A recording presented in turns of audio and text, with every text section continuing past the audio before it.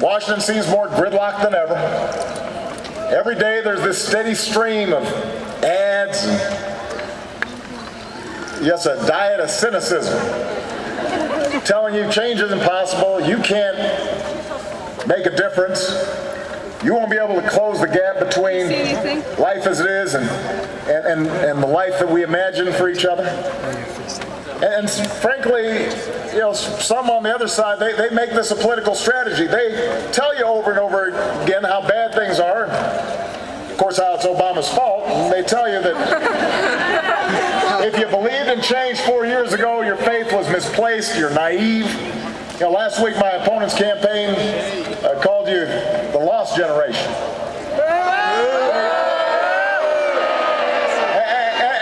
And they hope that by telling you these things, that you'll get discouraged. And that you'll stay home this time because they know that young people came out in record numbers 4 years ago. I'm here to tell you, don't listen to the cynics. Don't listen to the naysayers. 4 years ago, we understood that solving our biggest challenges was going to take longer than 1 year or one term or even one president. But we went ahead and we got started anyway.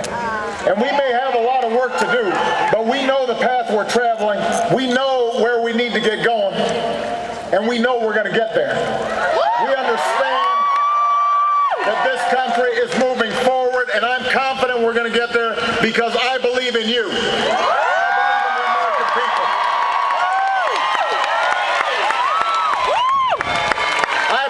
As tough as times are, the American people are tougher. Yeah! I believe this generation is full of passion and full of service. I've seen your generation eager to make a difference, whether it's in a homeless shelter, working on an environmental project, and you've already proved that you can do it. You've proved it. You proved it 4 years ago. 4 years ago, you believed that we could put a college education within the reach of everybody who's willing to work for it. And because of that faith, we were able to create a college tax credit that's saving families up to $10,000 for college tuition over the course of 4 years. We fixed the student loan system that was giving billions of dollars of taxpayer money to banks. We said, let's give it directly to students, and we were able to double grant aid for millions of students. When some in Capitol Hill were ready to let federal student loan rates double for 7 million students, we said no, and you helped us, and we beat that back. That would not have happened in Washington without you. That's what your vote accomplished. You helped millions of young people, maybe including yourself, earn a college education. You made that happen. You believe we could use less foreign oil and reduce the carbon pollution.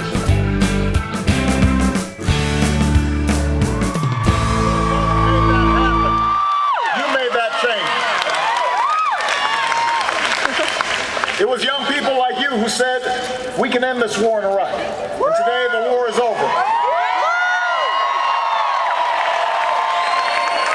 More troops are at home with their families. They're earning their education through the post-9/11 GI Bill. They're out there starting new businesses.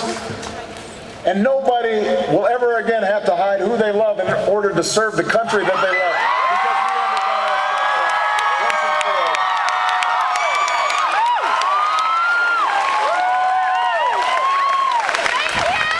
You made that change. You made that happen. Your voice made a difference. I helped a little bit.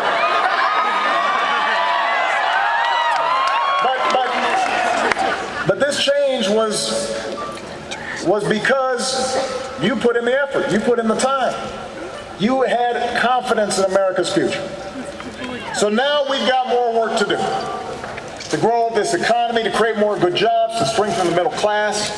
And in November, your voice is going to matter more than ever before because this week in Tampa, my opponents will offer you their agenda. And don't boo, vote.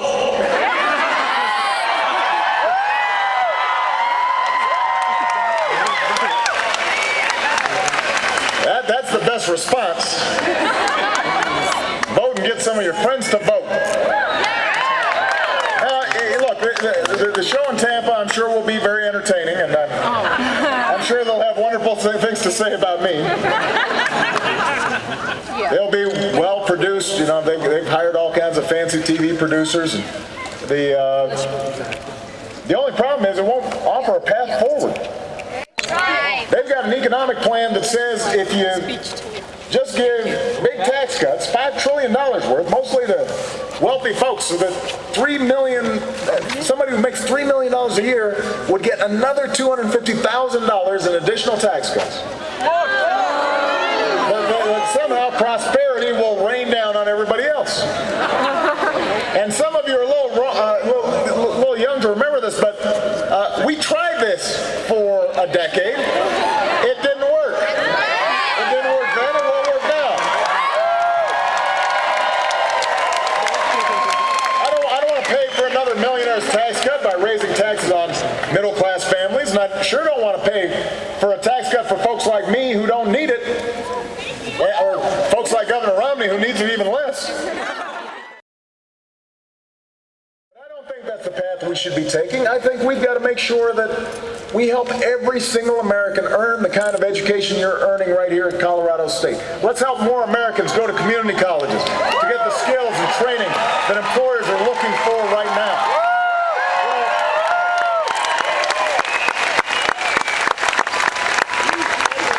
See, maybe my opponent doesn't understand, but I do. Because Michelle and I, we just finished paying off our student loans about 8 years ago. We know what it's like. We shouldn't be making it harder. We should be making it easier. We shouldn't end the college tax credit that we created. We should be expanding it. In America, a higher education cannot be a luxury. It's an economic necessity that every family and every young person in America should be able to afford. That's what's at stake in this election. That's what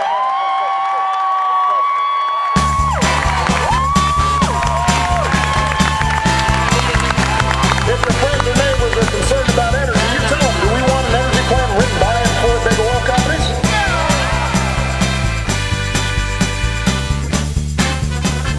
Raise prescription drug costs for seniors. Tell folks with prescription or with pre-existing conditions, you're out of luck again. I do care. And I think that all of us care, because all of us at some point in our lives might need to get health care, and we might not always be able to afford it. No matter how well we've planned, no matter how well we think we've insured ourselves.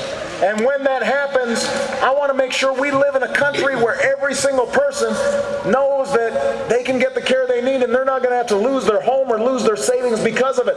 We don't need to refight the battles of the past. The Supreme Court has spoken. We're moving forward. If somebody wants to help to improve our health care system, I'll work with them. But I'm not going to leave millions of Americans out in the cold. That's what we're fighting for. That's what's at stake in this election.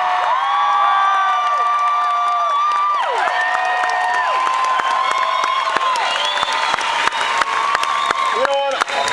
On issue after issue, these guys seem to just want to go backwards. Sometimes they want to go back 10 years, sometimes 20, sometimes 50, sometimes 100. This isn't the time to refight battles.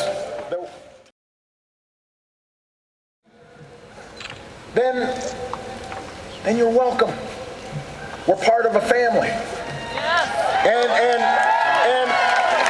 we don't believe in sending people to the sidelines. We believe in that the strength of our country, the character of this nation, comes from hearing every voice, from harnessing every talent, from realizing that in America we are greater together than we are on our own. And this November, you get to decide whether that remains true. And it's not just about this country. When we think about internationally, America remains the one indispensable nation. Issues of war and peace are ones where we've always...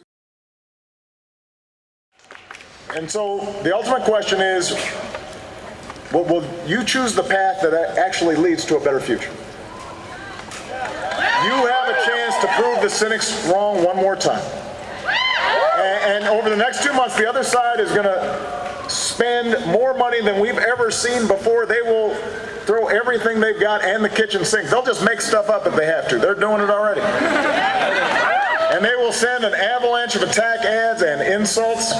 They will try to distract you. And sometimes, how do I put this nicely? They will just fib. And it's backed by $10 million checks. I mean, they've got wealthy donors who like things just the way they are.